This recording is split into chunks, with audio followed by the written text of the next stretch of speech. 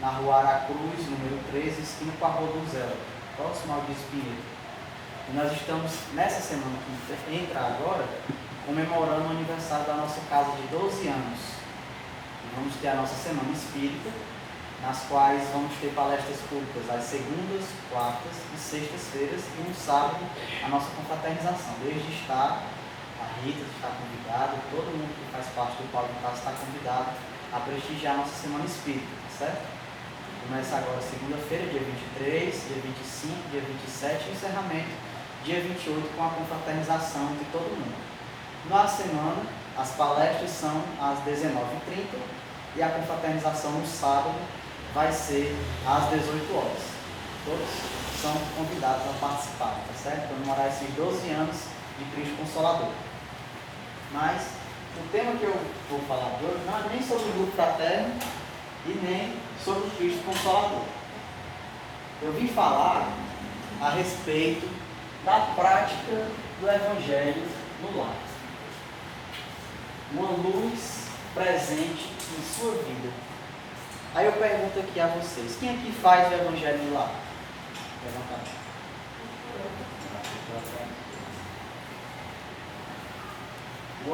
Boa quantidade de pessoas faz o Evangelho no lar.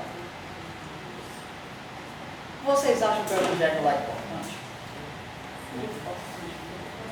Mas os tópicos mais importantes da gente praticar o Evangelho no lar, vocês sabem? Assim, decorado? Ou são conhecedores? Então vamos aprender nessa noite de hoje. Para que nós possamos iniciar esse tema de Evangelho no lar, a gente precisa entender um pouco a respeito de que Evangelho é esse. Qual é o Evangelho na qual o Espiritismo traz para que nós possamos praticar o Evangelho no lar. Alguém conhece esse livro aí, ó? O Evangelho segundo o Espiritismo? Creio eu que a casa tem um estudo dele, do Evangelho segundo o Espiritismo. A codificação espírita, ela tem como base 5 livros principais. O primeiro desses livros a ser nos passado por Allan Kardec se chama O Livro dos Espíritos.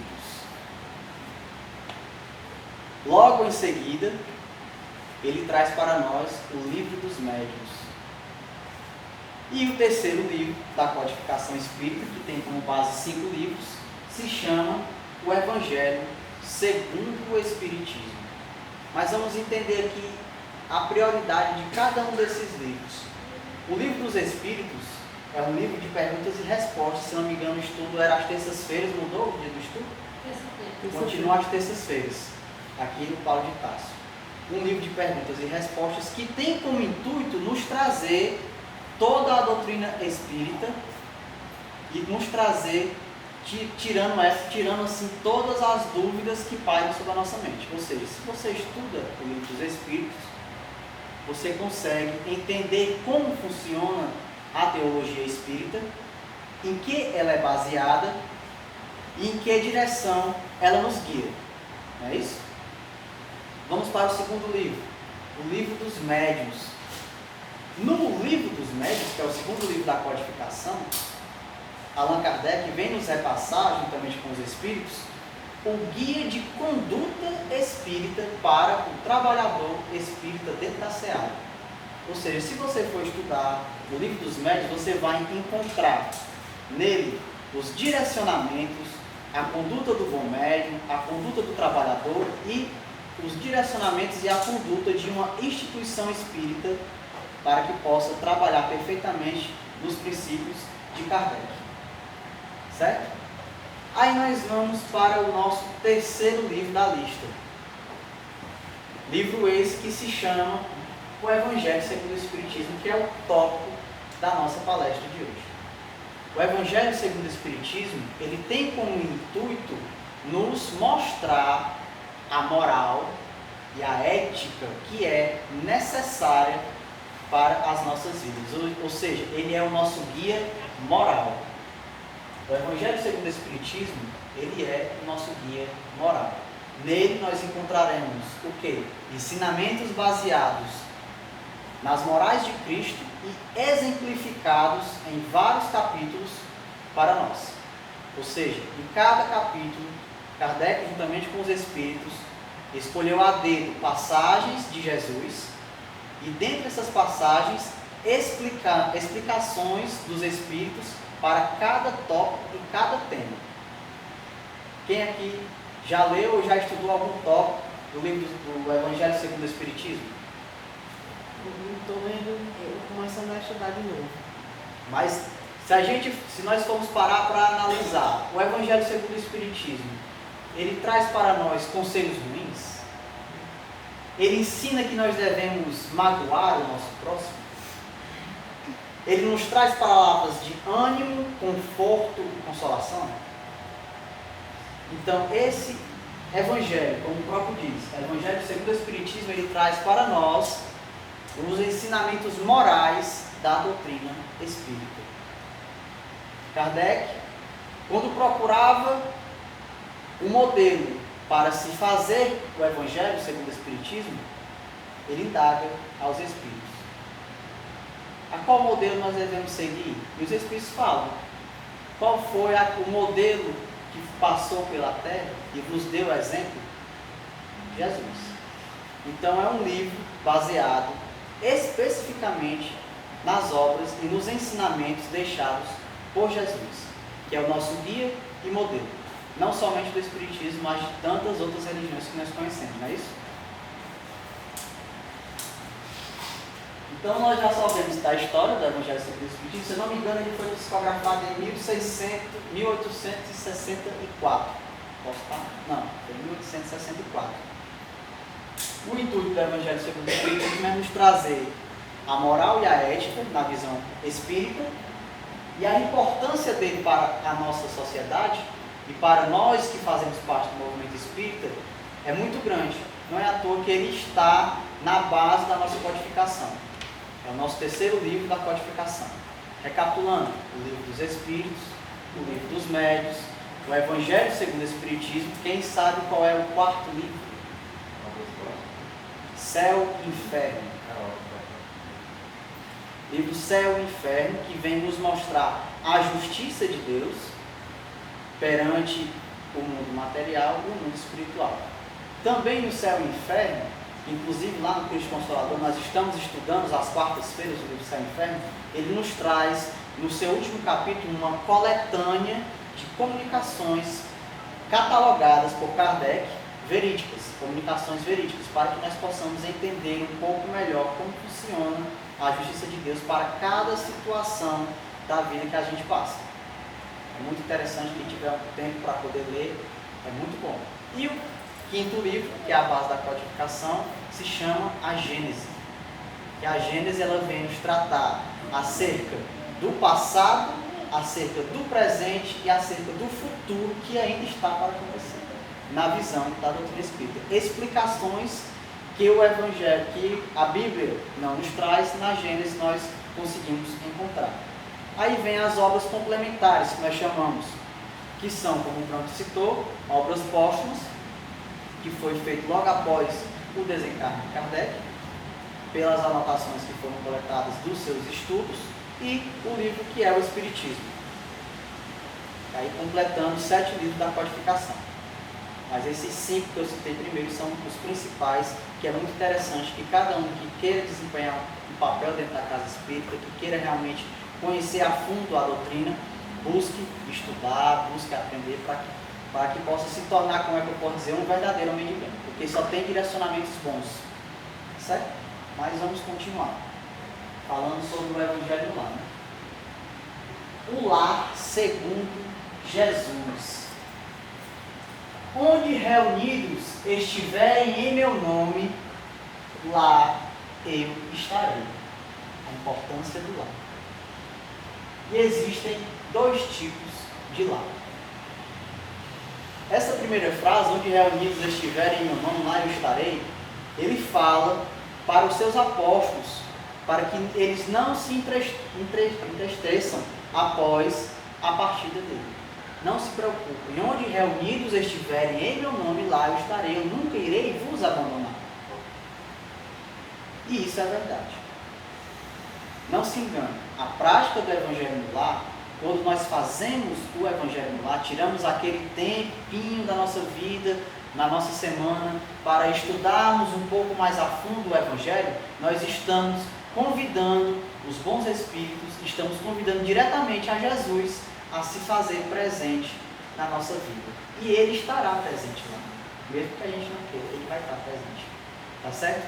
Aí vem a indagação, existem dois tipos de lares, quando ele se refere a isso. Vocês conseguem mais ou menos entender que lar é esse? Quais são esses dois tipos de lar que existem? Alguém tem alguma noção? Vamos entender primeiro o que é o lar.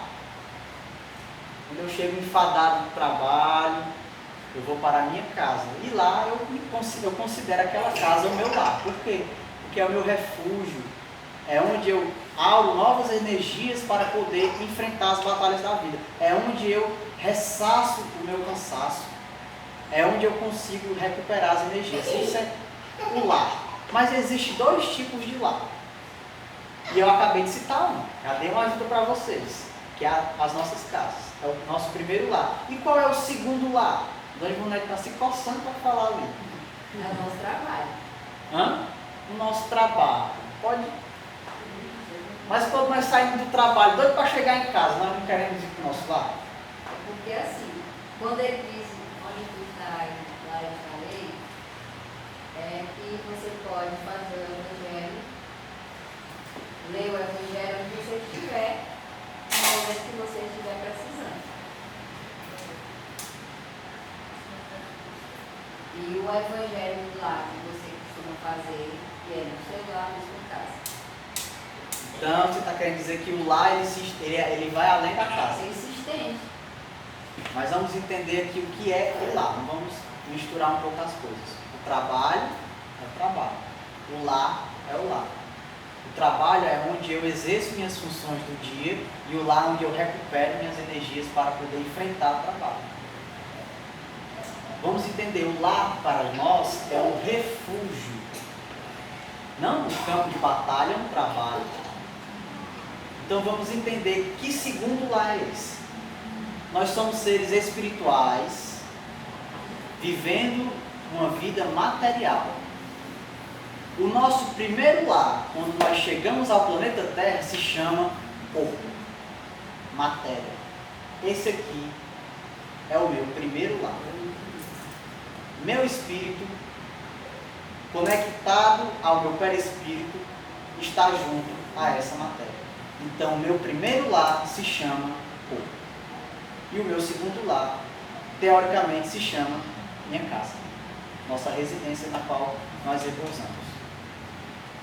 Partindo desse ponto de vista, onde reunidos estiverem meu nome lá, eu estarei. Existem dois tipos de lares.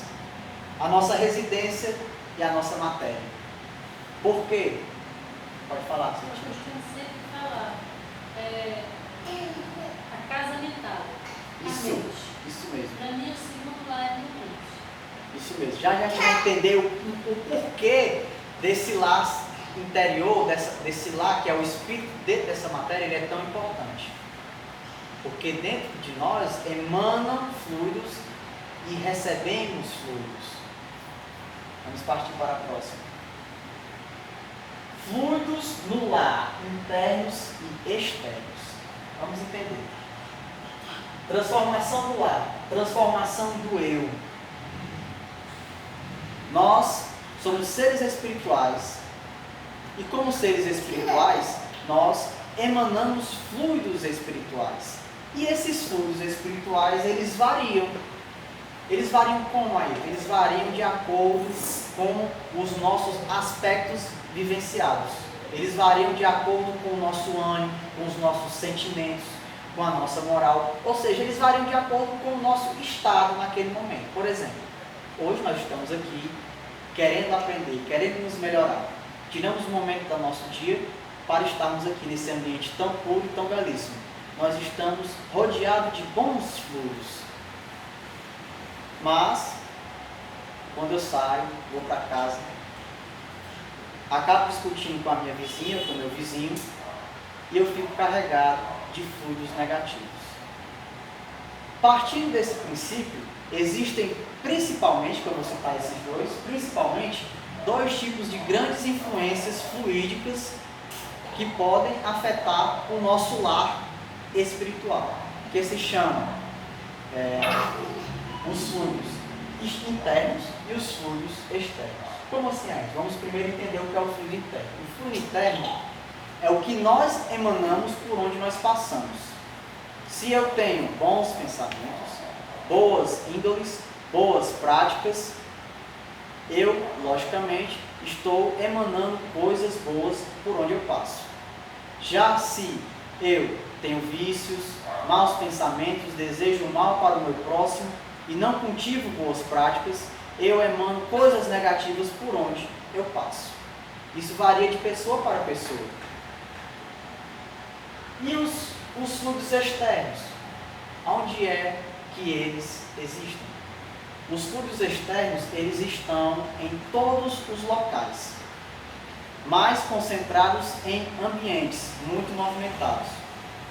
Eu não citei que nós estamos aqui hoje rodeados de bons fluidos, porque nós estamos em um ambiente onde a força externa, ela consegue nos purificar, que nos sentimos com sentimentos bons, sensações boas.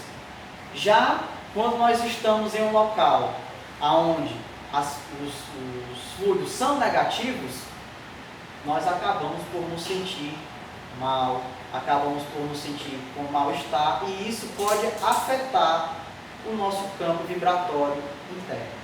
Vou dar um exemplo. Um terminal de ônibus, onde passam centenas de pessoas durante todo o dia. Existem pessoas ali que passam com problemas pessoais, pessoas que passam dependentes de droga, pessoas que assaltam, pessoas que prejudicam o outro, pessoas boas, pessoas que cultivam a paz no coração. Ou seja, é um ambiente corriqueiro, é um ambiente, de certa forma, relativamente pesado. Outro exemplo, quem aqui conhece a Cracolândia de Fortaleza, que fica ali perto da Praça da Estação? Ali é um ambiente realmente muito pesado. Por quê? Porque lá só existem, infelizmente, jovens e adultos que estão, infelizmente, envolvidos no mundo das drogas e estão rodeados de espíritos que estão ali para lhes influenciar a permanecerem naquele erro. Logicamente que as coisas boas não estão lá, só coisas negativas. Ou seja, o ambiente lá, externamente, é pesado. É um ambiente negativo. Partindo desse ponto de vista, entendemos que os fluidos internos emanam de nós e os fluidos externos estão no ambiente aonde nos encontramos. O nosso lar, nossa casa. Se nós somos pessoas ruins, emanamos fluidos ruins, consequentemente, a nossa casa também vai ter um ambiente ruim. Se nós emanamos bons pensamentos e bons fluidos, consequentemente, o nosso lar e a nossa casa também vai estar rodeado de bons fluidos. É uma conexão, é uma filtragem. Da mesma forma que nós emanamos fluidos, nós recebemos fluidos do ambiente na qual nos encontramos. Eis a importância do Evangelho no lar. Porque quando praticamos o Evangelho no lar, nós estamos convidando bons espíritos a se fazerem presentes juntamente conosco e assim transformando o nosso lar. E com o estudo do Evangelho, nós começamos a fazer a transformação do eu. Porque quando nós transformamos o nosso íntimo e transformamos o nosso lar, nós temos um ambiente para repousar no final do dia e ter certeza de que aquele ambiente vai conseguir restabelecer as nossas energias. Nós temos consciência de que, restabelecida a nossa energia, nós possamos passar o nosso dia despreocupados, pois sabemos que as nossas energias estão boas. E não seremos afetados pelos ambientes externos que trazem cargas negativas. Entendeu? A positividade em um bom ambiente, ela prevalece na negatividade.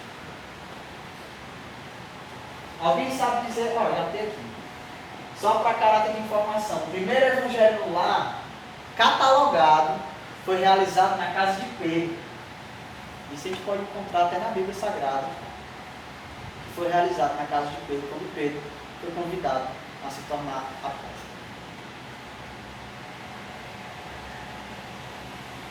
Vamos a essa frase aqui. Ó. Só é possível viver em paz, plena paz, do lar, se se conseguir viver em paz no próprio lar com o próximo. Eis que eu citei que existe o lar e existe o eu, mas nós nunca estamos sós no nosso lar. Muitas das vezes nós temos esposos, filhos, primos, enteados, os agregados da família.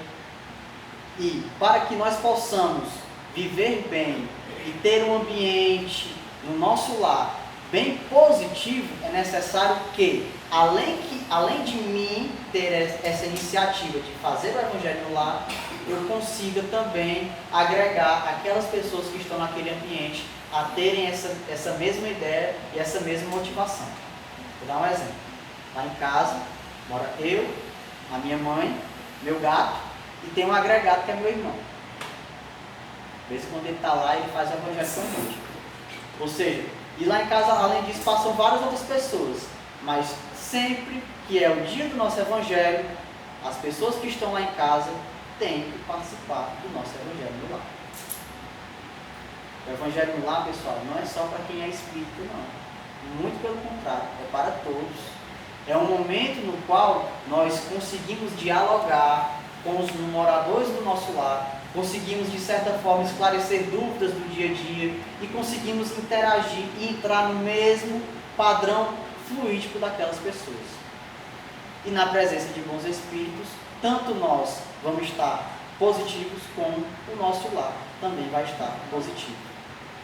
De que adianta eu morar com várias pessoas no meu lar e fazer o Evangelho no lar só, sabendo que as outras pessoas estão carregadas de negatividade e aquilo vai estar me afetando? Pode falar. Mas muitas vezes a gente está com a casa cheia, mas aquelas que estão junto de nós no nosso lar, eles não aceitam participar do nosso Evangelho. Aí nem por isso a gente vai deixar de fazer. Isso a gente mesmo. faz para com que ele também possa escutar onde ele estiver. Isso mesmo, o que a Rita falou é muito importante. Por quê? Nós não podemos obrigar ninguém a participar do Evangelho no lar.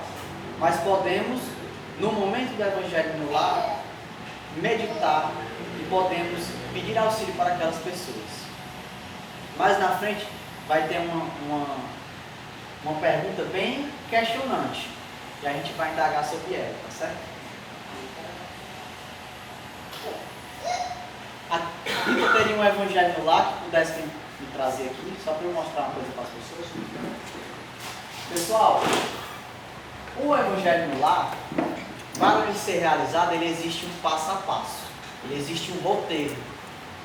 E esse roteiro, ele pode ser encontrado em qualquer Evangelho no lar, ou no início ou no final do Evangelho, como a gente vai trazendo aqui para mim, vai ter o roteiro do Evangelho no lar. Evangelho segundo o Espiritismo. Assim que você abre o Evangelho, tem dizendo aqui, ó, do jeito que está ali, ó, roteiro para o Evangelho no lar. Aqui tem 7 passos para se realizar o Evangelho no lar. Caso alguém tenha dúvida, basta ler. Mas eu trouxe também aqui para a gente poder ver passo a passo como se faz o Evangelho no lar.